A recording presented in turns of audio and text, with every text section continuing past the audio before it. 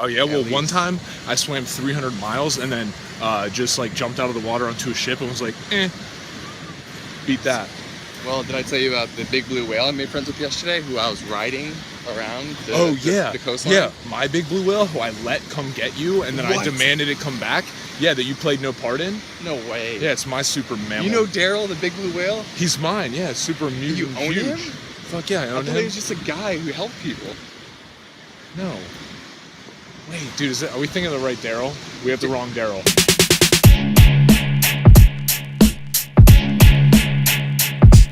What is going on, Zendude Nation? Today, we are going to be learning and going over again the fundamentals of how to jump rope, because you need to get these skills down before we start doing some of the more advanced stuff. So, you can't run if you can't walk. You know what I'm saying? Your homework is to jump rope for 5 minutes. That's it. Continuously. Let's get into it, y'all. All right, dudes and dudettes. So to start off, guys, we're going to start with sizing your rope. Now, it's super important to have the right jump rope cable length.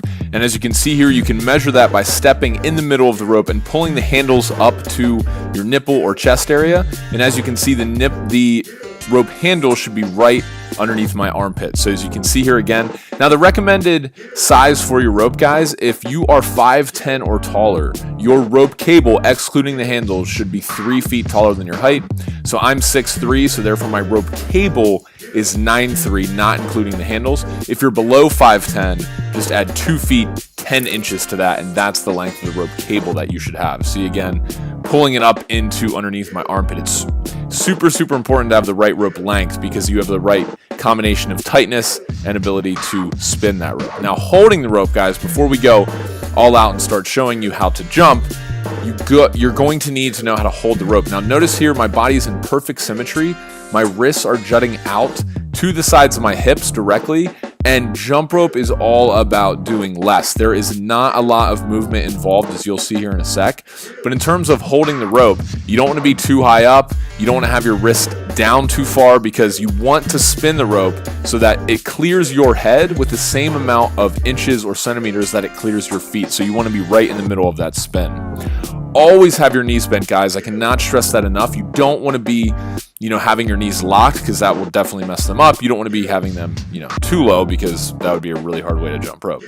Anyway, next up, guys, we have get up on your toes. Okay, so with bending the knees, guys, you want to make sure that you're up on the balls of your feet, on your toes the entire time you're jumping. You never want to be flat-footed, okay? And as you can see here, I'm jumping and I'm on my toes the entire time, and my feet are not coming any more than at the most 2 inches off the ground for regular bounce. So somewhere in the range of 1 to 2 inches is all that. And as you can see, I start going faster, and it requires that I actually jump lower to the ground. So now, putting it all together, guys, spinning the rope, check out my body movements here. As you can see, jumping rope is all about doing less.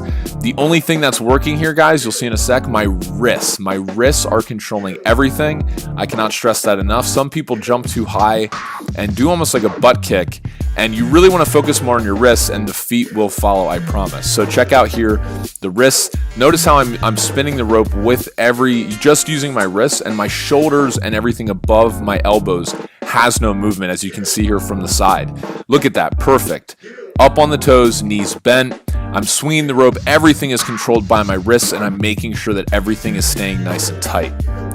So go ahead, guys. Trust me, I was not, and Brandon was not that good when we first started, and that's totally fine. I know I say this in every video, but it just takes some practice. So next, what I want to talk to you guys about is how can you just start doing this? What I'd recommend is that you guys start practicing 3 to 5 minutes a day to just get the fundamentals down of this regular bounce, because this, from here, if you can spin the rope fast, you can not only get an awesome body, but you can do more tricks and make it challenging.